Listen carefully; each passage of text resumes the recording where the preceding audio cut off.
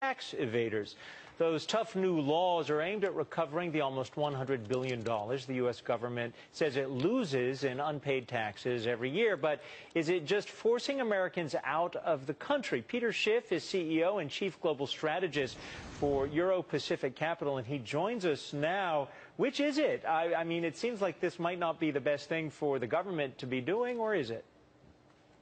Well, I think it's a terrible thing that they're doing, and it's a disturbing trend that's going to continue. You know, the government is making it very difficult for Americans who happen to be living and working abroad to function.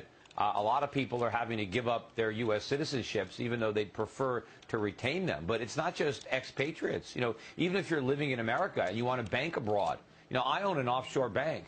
I won't accept American customers at my bank because I don't want to be subjected to the enormous expense that I would incur if I tried to accommodate U.S. customers. The fact that people are giving up their citizenship, I think the number's approaching almost 2,000. Is anyone taking note, other than the network and a few of the news organizations, is anyone in the government saying we need to rethink this? Well, I doubt it. I mean, I think the government is deliberately trying to prevent Americans from leaving the country. I think they're going to make it much more difficult in the future than it is today, both to get out of the country or to get your money out of the country. You know, there's a form that you have to fill out in order to renounce your citizenship. And up until a few years ago, the form was free. Now it costs $500 just to get the form to give up your citizenship. I mean, who knows what that form may cost in the future? Maybe it'll cost $5,000, maybe $10,000. They already have big exit penalties. If you're wealthy, if you have a lot of assets, and you want the privilege of no longer being an American citizen, you're going to have to pay a lot of money for that.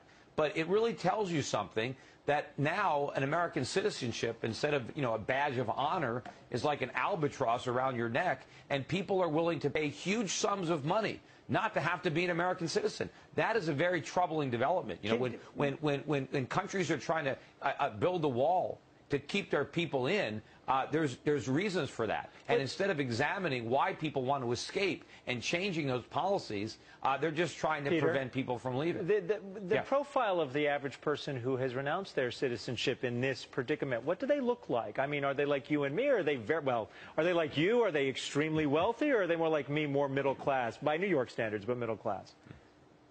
Well, I think a lot of the people who are expatriates who are giving up their citizenships are middle class, and they just can't even afford the complexity of filing a return while living offshore. They're having trouble with bank accounts, with insurance policies, getting home mortgages. So it's just their lives are difficult. But I think over time, more and more entrepreneurs, young people who want to make something of themselves and who find a lot more difficult to do it here because of their taxes and the regulations, they're going to want to leave. And I think a lot of Americans are going to want to get their money out of the U.S. because of the inflation that I see coming and the weakness in the dollar.